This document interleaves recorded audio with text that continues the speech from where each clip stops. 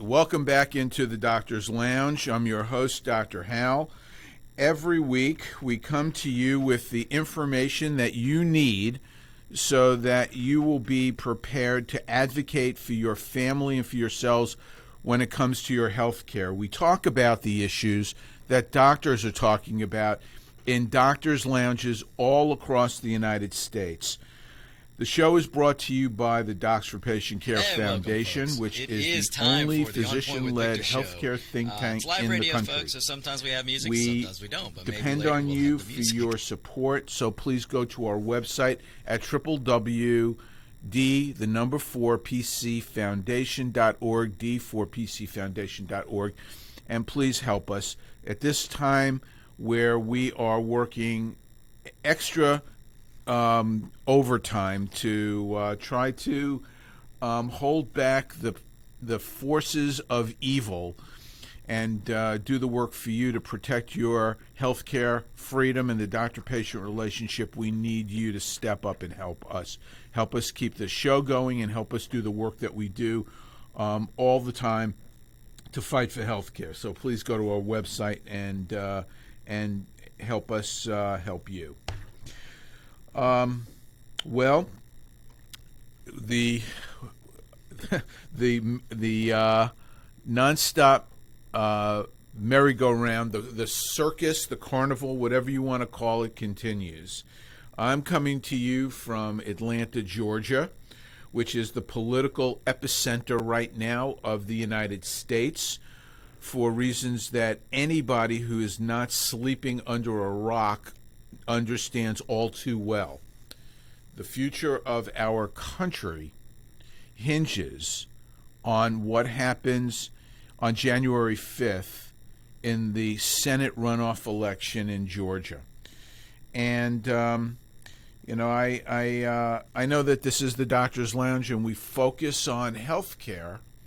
And over the past few months, this show has morphed a little bit beyond just healthcare because of what is happening in the political landscape around us. And there is an intersection of politics and healthcare that sadly should not exist but does.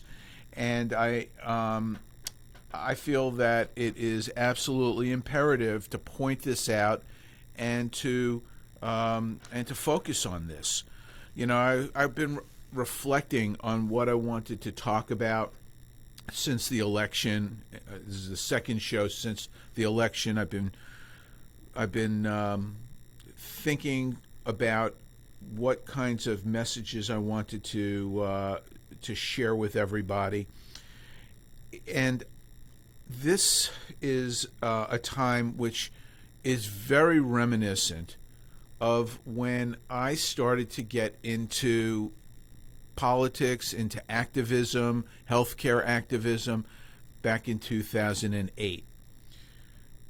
Just not thinking back all that long, but for a lot of listeners, perhaps they don't remember what was going on back in 2008, but it was a battle royale over healthcare, essentially. It was Barack Obama trying to ram through a progressive agenda, and I maintain that he was the most successful president ever in the history of our country, because he succeeded in his mission, which was to fundamentally change America. And he has done that. He has fundamentally changed America, because today in 2020, we are battling those progressive forces much more so than we were in 2008. And the fight is much, much more difficult. The hill to climb is much steeper. And the battle rages on. You know, back in 2008, when we were getting into the fight against Obamacare and trying to fight for health care in this country, we believed as conservatives that our message would win the day, that we could persuade people that the information that we were providing to them was correct. The dangers of going into a socialized healthcare system, or the control that a government-run healthcare system would have over everybody's lives, and how that would negatively impact them. It seemed to us at that time that if we could persuade people, that they would grasp those concepts, and they would demand something other than the progressive message. Well, here we are, 2020, and people, for the most part, still do believe that. There's at least 71 million people who believe that, but the very pillars on which our society has been founded, fair play, free speech, equal protection under the law, fair voting, all of those have been corrupted and been usurped by the insidious and evil forces of the left, who will stop at nothing to gain power and take over this country. We started this show in 2013, I think, around there, and we've been talking week after week, initially Dr. Mike and I, and now Dr. Scott and I, about the issues on health care that are so at risk if the left wins this never-ending fight. And here we are in a place where, if the left does win, that the country will never recover from this, because every time that they've made moves going forward in their agenda, it has weakened our country. It has weakened the fabric of our society. And they hate America. They hate conservatives. You don't have to even look far afield to find evidence of that. You only have to go say something on Twitter or Twitter or Facebook these days that is disagreeable to them, and you're immediately canceled. You cannot get your message across. And that's you and I, the little people. Even the big people are being shut down. The fourth largest newspaper in the United States, the New York Post, gets shut down by these platforms. Now, yes, they got the CEOs got called into a congressional hearing. Big whoop. They sat there indignant, smug, and they said, yeah, we made a mistake. Well, we understand. Or flat out denied information that some of the senators, like Senator Hawley, was relating to Zuckerberg about the programs that they follow people and track people on. And he denied it, flat out denied it. And that came from a Facebook whistleblower. So these forces on the left are very, very powerful. This battle goes on, and there is battle fatigue. I understand that. But this race for the Senate in Georgia is really the firewall for our country. This is the line in the sand. And, I asked the question to everybody, what are you willing to do? Back in 2008, I said that to my colleagues, to the doctors that I worked with, the doctors that I know. And I saw the handwriting on the wall before Obamacare passed in 2010, but Obama was talking about it during his campaign in 2007 and 2008. And the handwriting was clearly on the wall what their intentions were. And it was not good for patients. It was not good for America. And I tried to be a Paul Revere. I don't compare myself to him, but nonetheless, I tried to raise the alarms and ask people, what are you willing to do? Are you willing to sit back and just allow these forces to overwhelm us and to take over something that's so important, our health care? Or are you willing to stand up and fight? Are you willing to do something? Because what would you say when everything that you know changes for the worse and you're sitting there crying in your coffee about it and saying, gosh, I should have done more?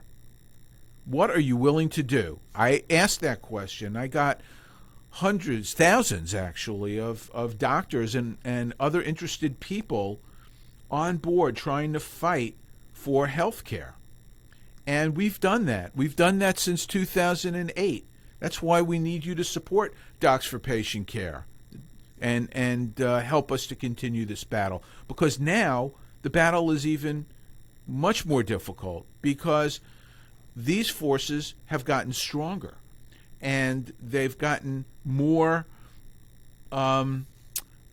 insidious. They're under the surface. I was having a conversation with a friend of mine yesterday, and these people, they control media, they control the social media, they control pretty much the most of the ways that people get their information, and they call people like me, people like you who are listening to this podcast, tin foil hatters. The people who think that they're getting signals from outer space, that there's a conspiracy or there are aliens or some kind of unusual, goings on that make absolutely no sense, that are all in our minds. But it's not in our minds. This is real. This is really happening around us.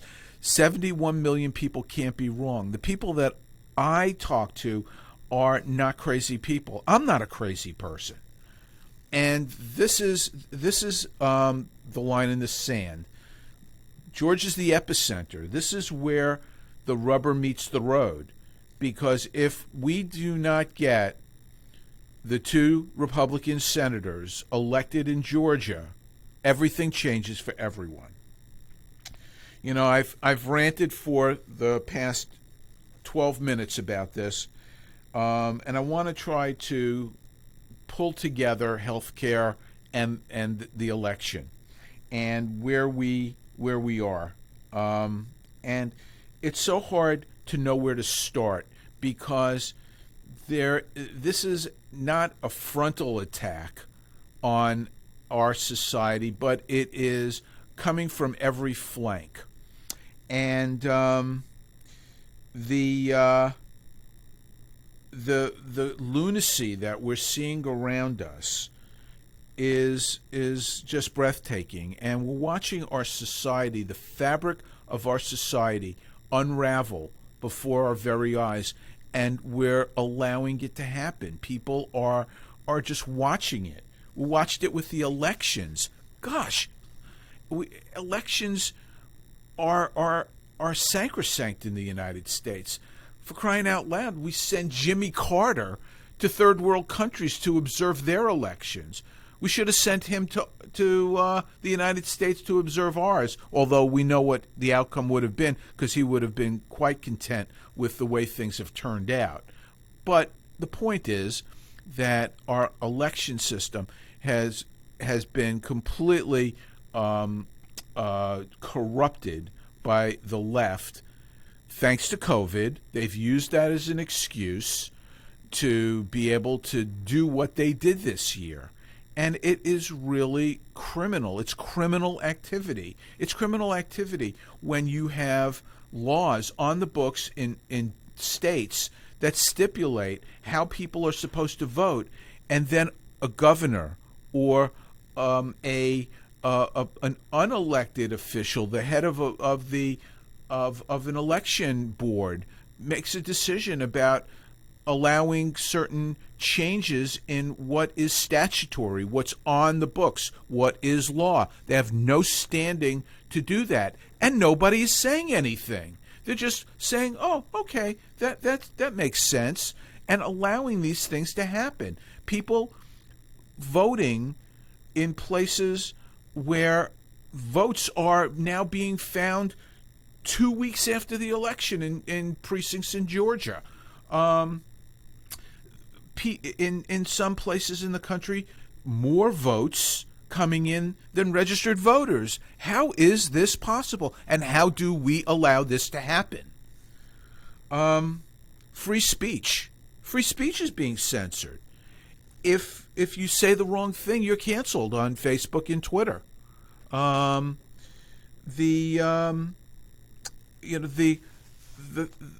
If you say something that is disagreeable to the left, not only are you canceled, but you run the risk of bodily harm to you and your family, or to your house or your business. This is not acceptable in a civil society. How are we allowing this to happen? This is what happens when the left gets control.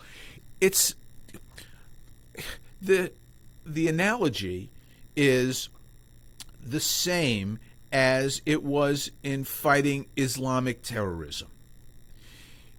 If they like us, they won't attack us.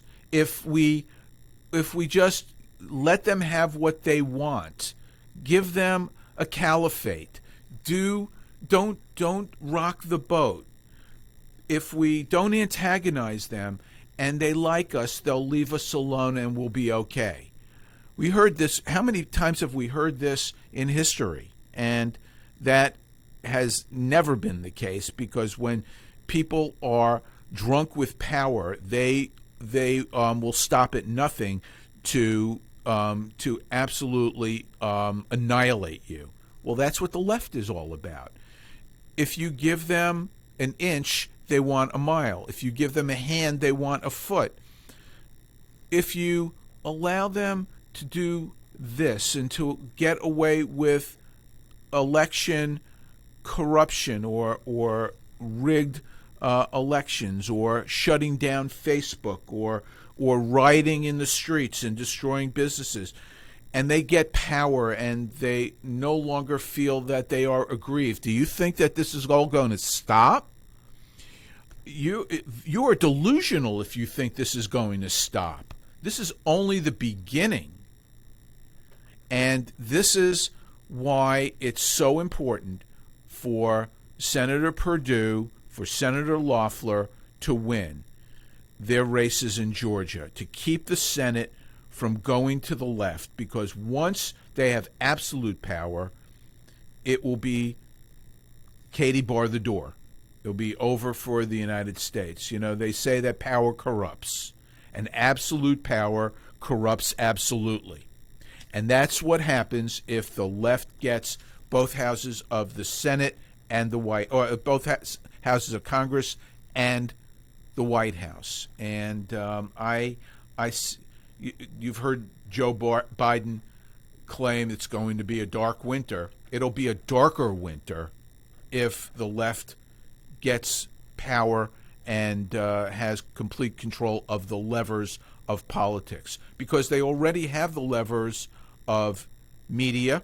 They already have the levers of social media. They already have the levers of education. Give them the levers of power in government, and then there's no end to what they will be capable of doing or willing to do. And we know what they're willing to do. They're willing to do anything, and they've shown that.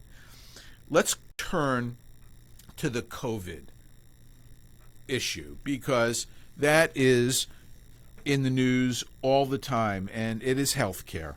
And this is a great example of what the left will do to you, to your health care, if they get control of Congress. You know, these decisions that we're hearing about for Thanksgiving are just unbelievable. They are completely breathtaking, because there is no science behind any of these decisions. You know, I've been thinking a lot about this, and you know, the same kind of decisions that are being made right now with regard to COVID, with no science at all behind it, are so similar to the decisions that were being made in the early 1300s during the Black Death in Europe. They made decisions that were based on no science but on feeling, on emotion, with shamans who were helping people to get through this with crazy kinds of treatments like bloodletting and all other kinds of things for the plague. And isn't Dr. Fauci sort of like one of those shamans or whatever you want to call it? You know, he sits there and he talks about what we should be doing, what we shouldn't be doing. He changes his mind, but he's like the great Fauci. He's almost like, you know, the Wizard of Oz, the man behind the curtain. You know, do you think that he doesn't enjoy this celebrity right now and being hailed as, you know, the person in the country, like he is always right, because he is not? And the treatments that, or the measures that they took during the Dark Ages for the plague are no different than the measures that we're taking today in 2020. Think about it. 700 years later, they're doing the same things that they were doing during the Middle Ages. We're doing masks that don't work. Those people who were wearing masks were the quote healers, who were wearing these masks that resembled bird beaks, and they had little goggles to protect their eyes, and they put camphor or peppermint in the beak to overwhelm the stench of death when they had to go into communities. That's what we're doing now. We're doing the same thing, but with fashion masks. Not even the N95 mask, which may work, but that's not what these charlatans are telling us to do. They're telling us to wear masks, to wear these fashion masks, which do nothing. And you know, when I was in training in medical school, we were still using the cotton masks in some hospitals, or cloth masks, and the infectious disease doctors really frowned on that, and that's why we got away from that. And we went to disposable paper masks, and this whole masking business is you know a absolute it's a disaster, because nobody tells you how to wear the masks. You know, probably well over 75% of the people in my office are not wearing their masks properly. And by the way, if you are supposed to wear masks in a closed space, when I walk into my exam room and nobody has their mask on, and then I tell them to put their mask on, and they are huffy about it. They've been in the room for 10 minutes, breathing whatever they're breathing in that closed space. So what good is it to put their mask on when I walk in the room? So this makes zero sense. But the problem is that these politicians are making these edicts. They are making these proclamations about what we should and shouldn't be doing, because they are drunk with power. They've got the police power behind them, and they have an opportunity now to be big men and women and control the people that they were elected to represent, not put there to control. They are not kings and queens. They are elected representatives, and we are letting them tell us nonsense that makes no sense. And this is all about control, and this is what is going to happen on a grander scale when they've got everything behind them politically. You know, going back to Thanksgiving regulations, and depending on the state that you live in, the governors and the mayors in many of the cities in Washington, Oregon, Michigan, California, Pennsylvania, New Jersey, Illinois. You know, I've named a lot of the Democrat strongholds. They're making these ridiculous rules that make absolutely zero sense, no science behind it. Because in one state, you can't have more than 6 people. But in another state, you can't have more than 8 people. And in another state, 10 people. So there must be some science behind the difference between 6 and 10 people, right? Because, you know, that's clear. If one state's saying 6 and another saying 10, well, there must be some scientific data to back that up. And masks need to be worn in your house. Masks need to be worn in your house? Are you kidding me? Give me a break. You know, in L.A., the mayor, Garcetti, he is encouraging people to turn on their neighbors and to spy on them. And if they see more than 10 people in their house, to call the police and turn them in. Really? Are you kidding me? They are more interested in arresting somebody who has 11 people in their house than somebody who's raping somebody on the street or killing somebody or shooting somebody. This is nuts. This is what the left stands for. People need to understand this. People are being encouraged by some of these governors for Thanksgiving get-togethers to bring their own utensils. And the CDC guidelines state that singing and shouting are to be avoided. This is, you know, you can't make this stuff up. There is no science behind any of this. None. This is the Middle Ages. We are back in the Middle Ages, folks, and we're letting the left get away with it. How do we do that? You know, there was a study that came out this week, actually, that was conducted by the Marines, the U.S. Marines. And they did it in closed quarters with 2 groups, one who were masked and one group wasn't. Now, that's a confined population. They're not going anywhere. They're staying on the base. They're in a confined area. And what do you think the results of that were? Which group do you believe had a higher COVID rate? The group of Marines with masks or those without masks? And you can figure out what the answer is going to be because I'm sharing this with you. And so here we are in a relatively well-done study showing how masks don't decrease COVID susceptibility. It's a virus. It's out there. And if people believe that they can control a virus, they are out of their minds. The only way that we're going to control this virus, 3 ways. 3 ways. One way is the vaccination. And God willing, the vaccinations will work. Vaccinations do work against viruses. Look at the polio virus. That's worked very well. The second way is going to be to get a treatment that is reliable for people who get sick. And that's here. It's on the way. Better things are coming. And that's another area of hot debate. And the third is going to be herd immunity. When enough people in the community have a disease, then the incidence of it goes down.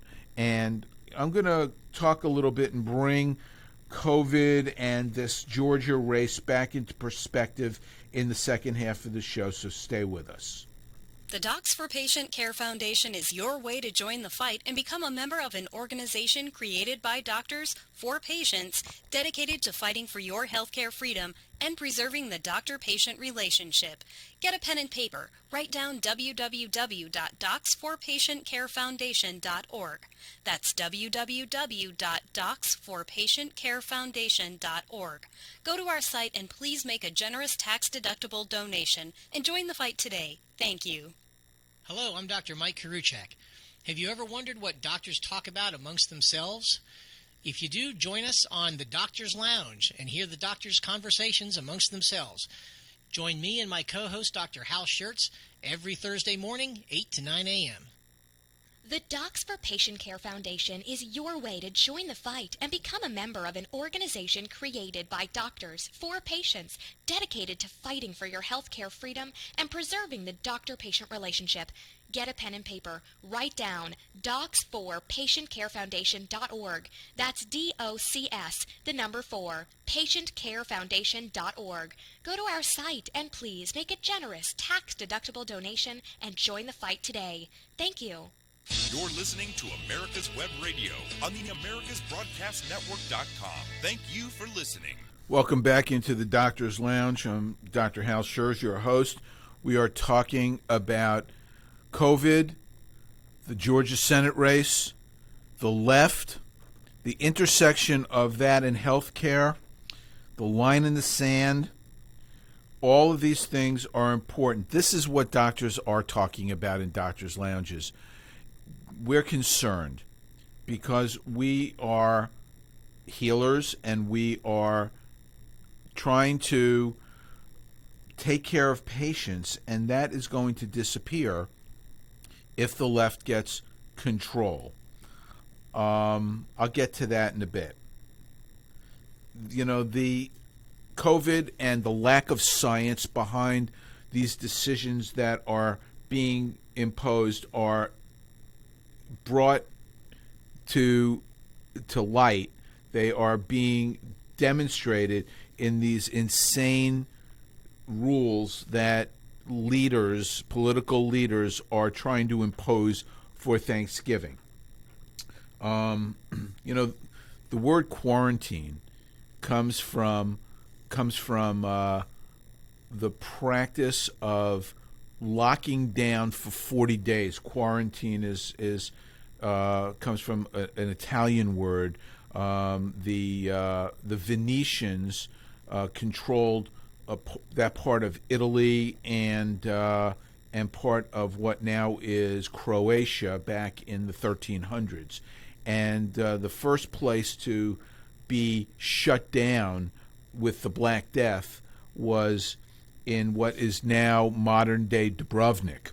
And they closed it down for 40 days, which is where we get quarantine from. And we're doing the same things that we did in the Middle Ages. Isn't that sad? Isn't it sad 700 years later that these same measures that were commonplace in the Middle Ages are being promoted by the political leaders of the left? It should tell you something about their ideas in their brains, that they are stuck in the Middle Ages. You know, when the Black Death was over, the historians claim that it was the end of the Middle Ages, and it gave birth to thought and reason, a renaissance.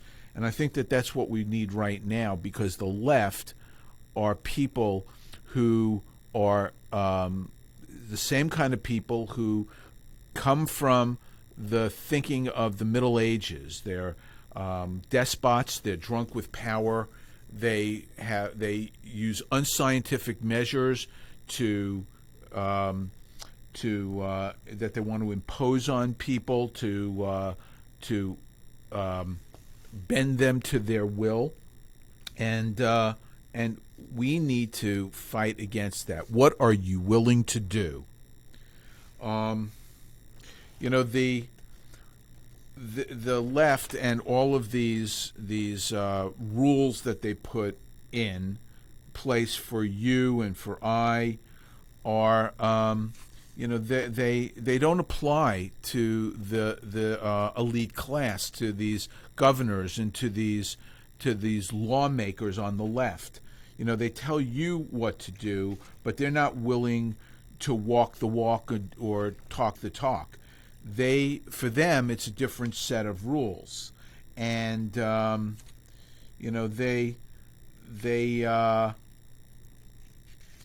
want you to wear masks, but they don't want to wear masks. You look at Dianne Feinstein, who's walking around the Senate without a mask, or Nancy Pelosi, who goes to a hair salon, or Lori Lightfoot, the mayor of Chicago, who gets her hair done, or Governor Whitmer of Michigan, who wanted to lock down all extracurricular activities in Michigan, and her husband was busted trying to get his fishing boat in the water. Or Bill de Blasio, who tells people that gyms that they have to close, except for him, who goes to a gym. The most blatant example of this hypocrisy of what is good for you but not for them is what happened this week with Gavin Newsom, the governor of California, when he is telling people that, number one, they can't dine inside. Number two, they have to wear masks. Number three, they have to socially distance. Number four, they can't get together with a group of more than 10 people for Thanksgiving. And what does he get caught doing? He gets caught going to an elite restaurant in Napa, the French Laundry, which is felt by many to be like the number one restaurant in the United States, a bucket list restaurant. He wasn't going to pass up that opportunity to go to that restaurant, to this party there, where he was in a small room, inside, no masks, elbow to elbow with 12 people. For him, it's okay. And by the way, who were some of the people at this dinner? It was the president of the California Medical Association. You talk about hypocrisy, and this is what these people are trying to impose on you. This is what the left wants from you. They want subservience. They want fealty. They want you to listen to them and follow their rules, but they're not willing to follow the same rules. And this is true time and time again. Look at schools. Look at the school closings. There's no data to support the policy of school closings. None whatsoever. And the incidence of COVID in children is the lowest of any demographic in the country. And deaths are nearly non-existent in that group. And among teachers, the incidence is lower than in almost any occupation. But the shutdowns are rampant. And this is actually happening today in New York City, where the schools are shutting down again, thanks to that disgrace of a mayor, Bill de Blasio. Why? Because that COVID incidence has ticked up to 3%. What an idiot that guy is. Where do you even come up with having a threshold that would trigger closing schools? There's such a lack of science and thought behind this that it is breathtaking. But it's power. It's what they can do. This is what the left will do when they have power. And by the way, many of these politicians who are advocating for school closings have their children enrolled in private schools because they don't want to do distance learning themselves. They don't want their children to suffer. But it's okay for your children to suffer because they say so. Because they say that's the only way to control this pandemic. Business shutdowns. How is it possible that it is not okay to have a gym open, or a church, or a synagogue, or a restaurant, or a bar, but it's okay to have tattoo parlors or strip clubs or marijuana dispensaries open. How is that even possible? What about gatherings? How is it possible that you can't have funerals or religious gatherings or Trump rallies, but it's okay to have a BLM protest or riots or a Biden celebration after a presumed victory? These decisions are being made with no science behind it. It's raw power and control. This is where we are in Georgia. You've got to understand that this is the line in the sand. And you have to ask yourself, what are you willing to do? There's a lot that you can do.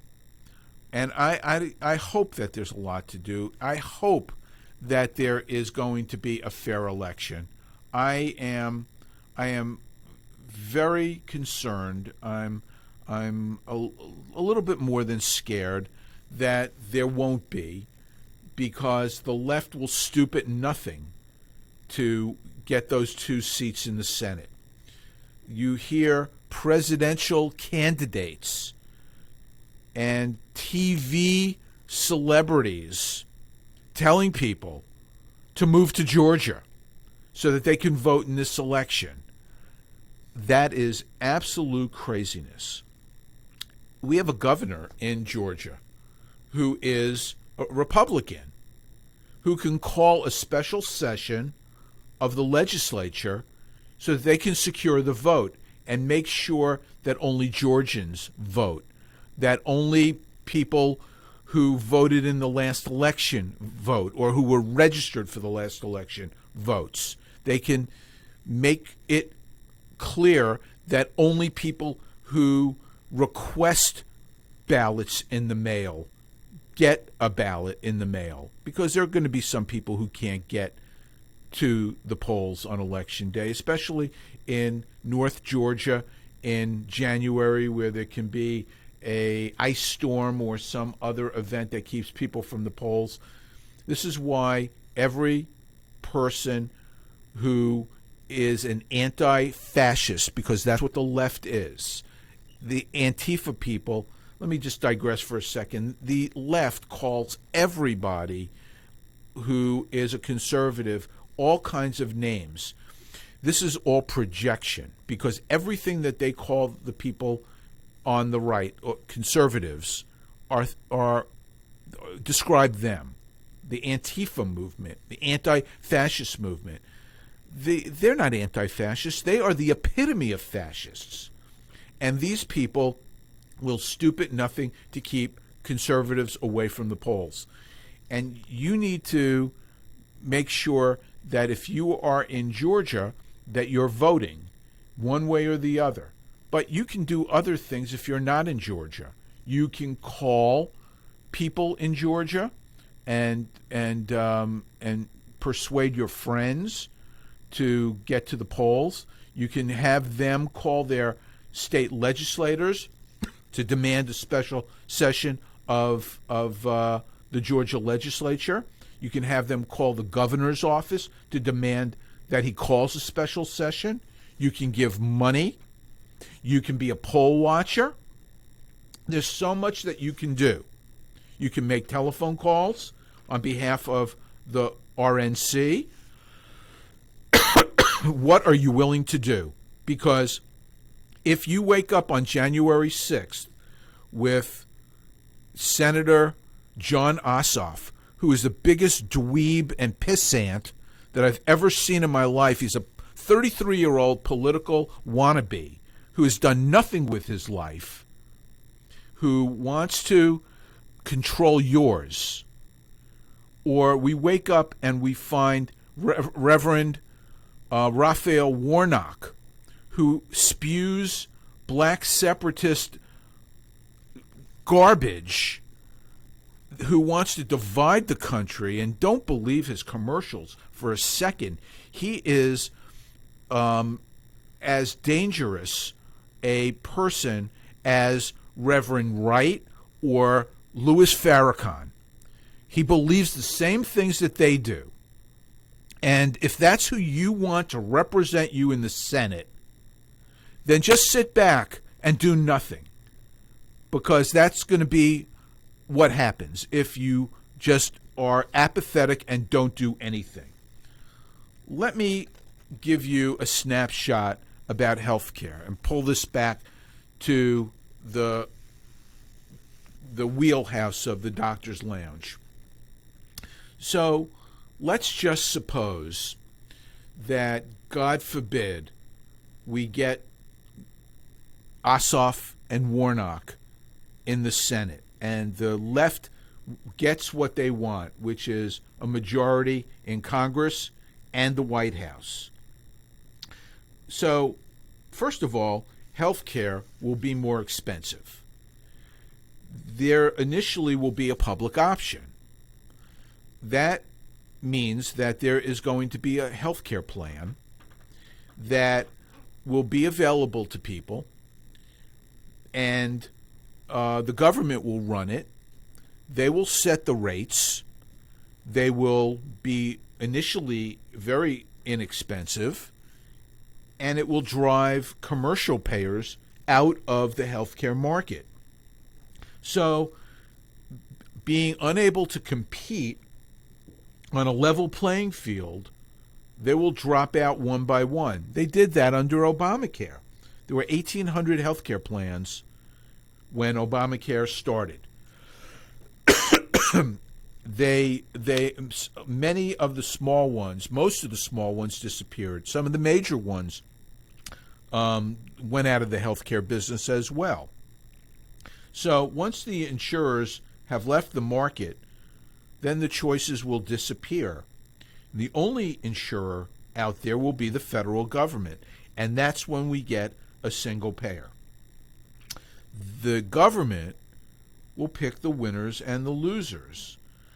You know, under Obamacare, the stakeholders were the insurance companies, big pharma, tech, the major hospitals, because they were a consortium that was going to control healthcare.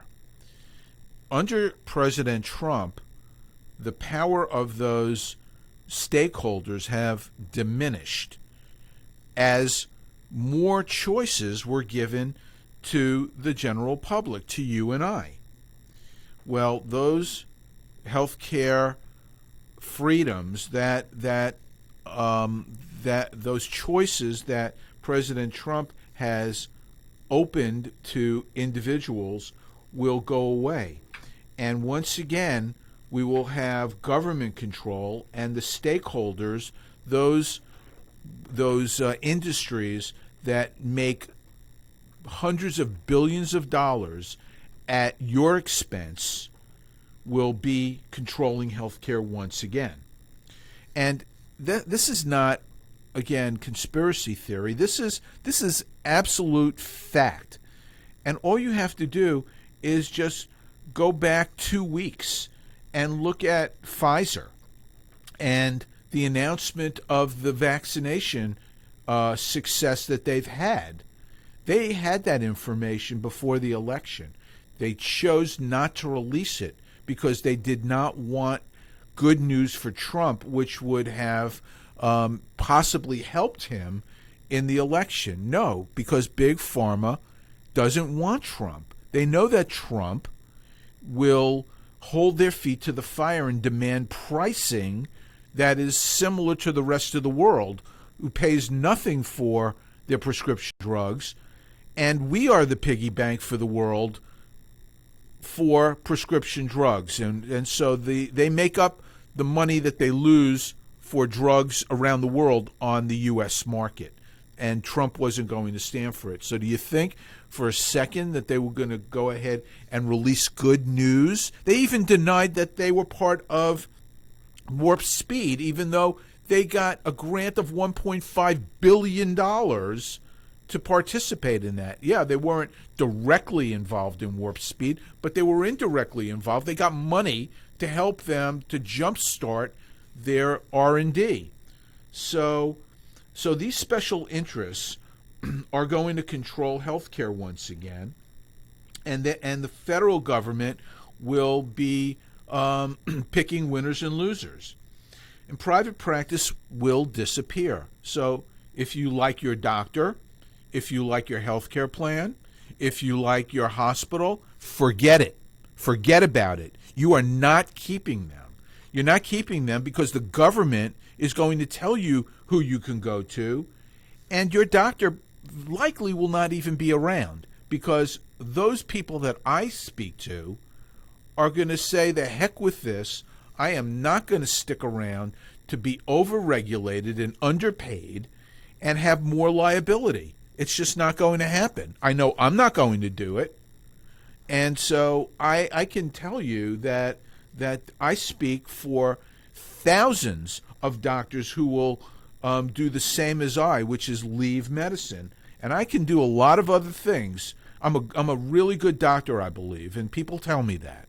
But you're going to lose those good doctors when the left controls healthcare. I guarantee it.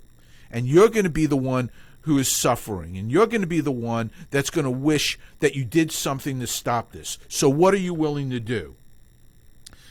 When you no longer have doctors to take care of you, what do you think it's going to look like trying to get in to see somebody? You think it's going to be easier or harder? You think it's going to take you longer to get an appointment, or are you going to be able to call and come in the next day? God forbid you get really sick. You'll probably die before you get to see a doctor, like they do in England and in Canada. There'll be longer waits. You'll see inferior providers. You know, the government has redefined who gives health care.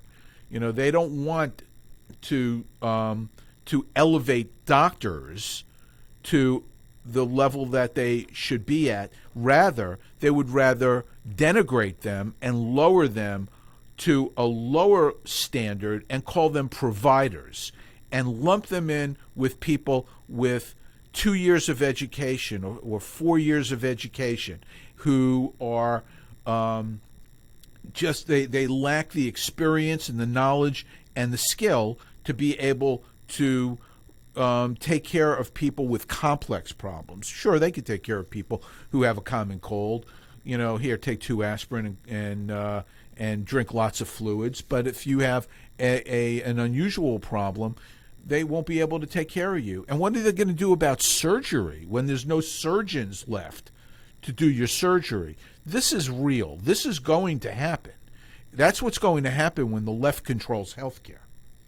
You know, there's nothing that is free. They want you to believe that healthcare is going to be free. It is not going to be free. You're going to be taxed.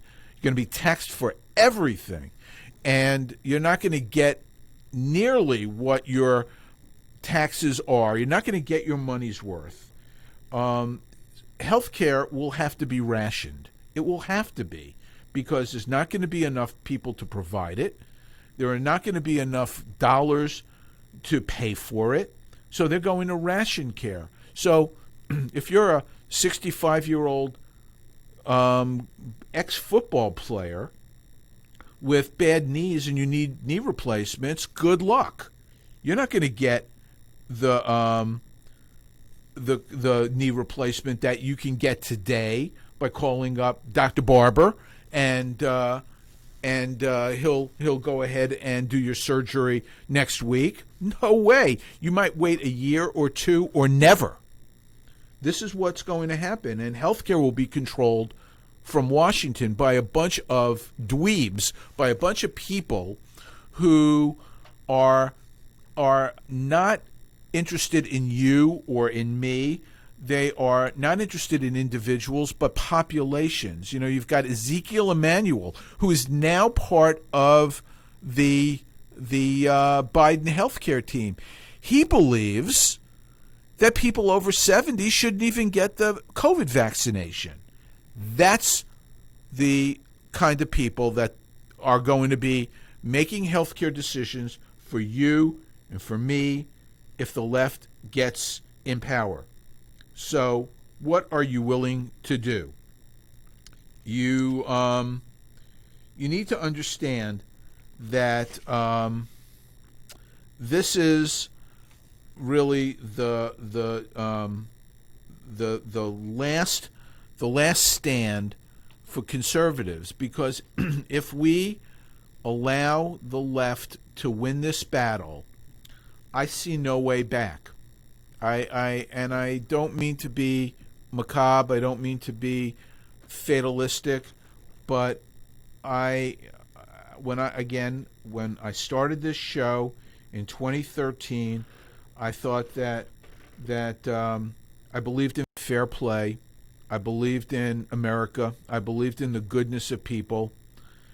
There is no more goodness in half of the people in this country. They hate me. They hate what I'm telling you today. They hate people who think like me.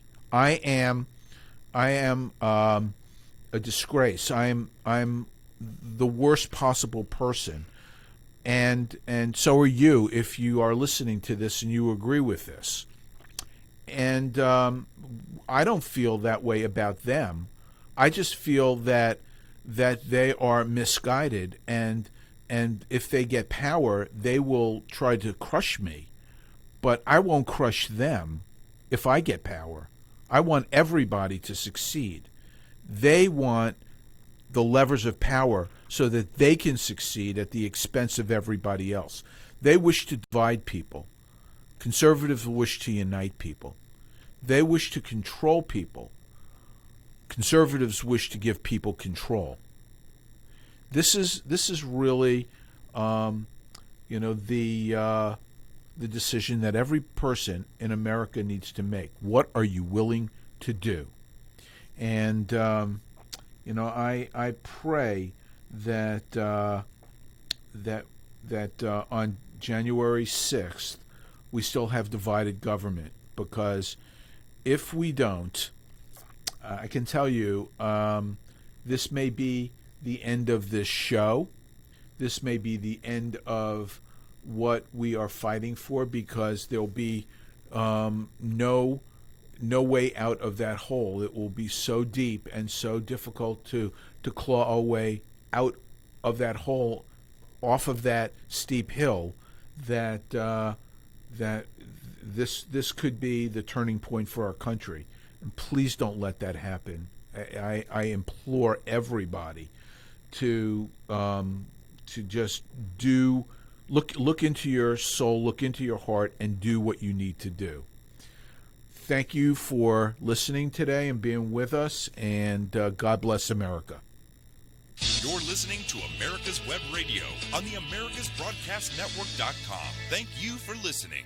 The Docs for Patient Care Foundation is your way to join the fight and become a member of an organization created by doctors for patients, dedicated to fighting for your healthcare freedom and preserving the doctor-patient relationship. Get a pen and paper. Write down www.docs4patientcarefoundation.org.